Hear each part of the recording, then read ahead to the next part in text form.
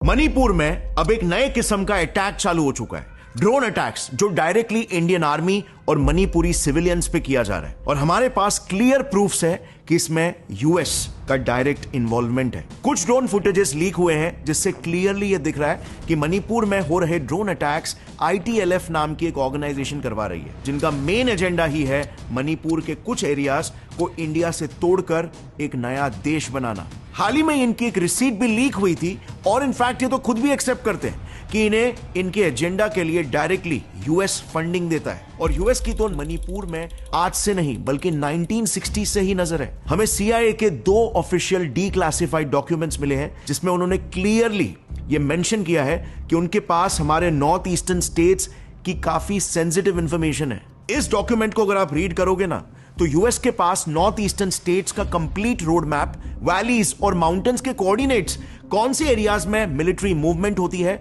और कौन से एरियाज आइसोलेटेड है। और तो और यूएस के पास यह भी डेटा है कि इस रीजन में कितने रिबेल ग्रुप्स हैं, उन्हें फंड कौन कौन कर रहा है और अगर उन्हें आइडेंटिफाई करना है तो वो दिखते कैसे हैं। इतना डिटेल रिसर्च तो मुझे लगता है इंडियन गवर्नमेंट के पास भी नहीं होगा। और यह भी माइंड यू यूएस द्वारा रिलीज्ड 1967 का एक सैनिटाइज्ड डॉक्यूमेंट है जिसमें भी उन्होंने कई सारे एक्स्ट्रा सेंसिटिव और सीक्रेटिव इंफॉर्मेशन को हाइड करके रखा है। तो जरा सोचो 1968 के बाद से आज तक यूएस के पास हमारे बारे में कितना स्ट्रॉन्ग इंटेल होगा जिसे यूएस कभी भी यूज करके इंडिया की इनसिक्योरिटीज और वल्नरेबिलिटीज को एक्सप्लॉइट कर सकता है, इंडिया में आतंक फैलाकर दंगे भड़का सकता है, इंडिया को अपने काबू में रख सकता है।